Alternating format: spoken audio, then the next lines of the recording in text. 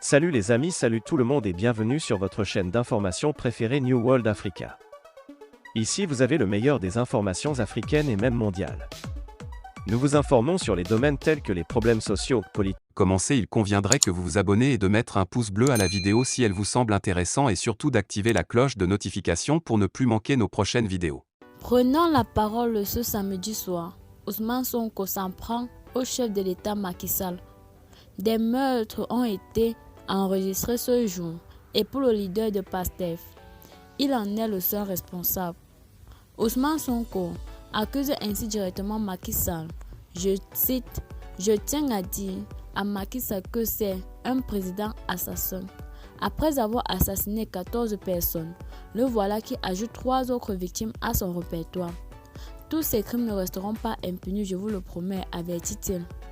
Ce qui s'est passé à Binona, où il n'y avait pas de manifestation, prouve bien que le président Macky Sall est un assassin.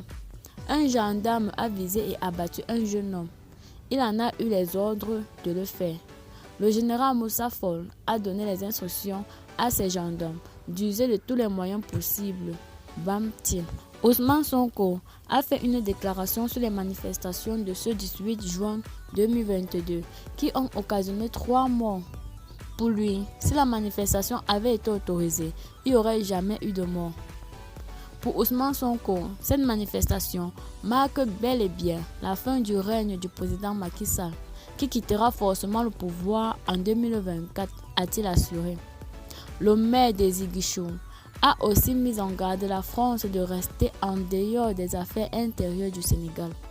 Il donne également un ultimatum pour la libération de Dédié Fall, de Ahmed Aïdara, de Mame Diarra Fam, ainsi que des éléments de sa garde rapprochée. Au-delà, nous viendrons le chercher, prévient-il. À noter que les forces de sécurité ont encerclé le domicile du leader de PASTEF, l'empêchant ainsi de participer à cette manifestation initiée par la coalition Yewwi Askan Wi. L'intercoalition Yewwi Askan Wi Wallon Sénégal est allée outre les recommandations du préfet de Dakar. Elle a tenu sa manifestation du samedi 17 juin 2022. Quelques jeunes militants et sympathisants de ces deux coalitions ont tenté de manifester dans les rues de Dakar et de Ziguinchor. Malheureusement, ils se sont heurtés à un important dispositif sécuritaire, ce qui a fait échouer les plans du leader du parti des patriotes du Sénégal pour le travail, l'éthique et la fraternité, noté PASTEF. Un échec qui prédit la chute du mythe Ousmane Sonko. Le samedi a été assez chaud dans certains quartiers.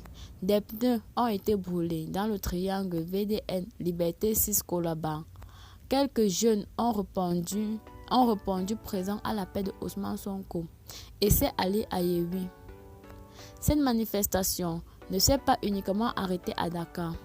Guy Marius Sagna a dirigé la manifestation dans le sud du pays. L'activiste a réussi à rassembler derrière lui des centaines de Ziguinchoriens pour faire face à Macky Sall. Mais ces derniers manifestants sont allés loin d'être comme en mars 2021. Et s'il en est ainsi, c'est parce que les jeunes n'ont pas répondu à l'appel de Yewwi. Pourtant, tout semblait faire croire le contraire. Sur les réseaux sociaux, c'était un véritable appel mortal combat. Mais le jour J, c'était le contraire. Les forces de défense et de sécurité ont réprimé les manifestations et maîtrisé les rats pyromanes dans les rues.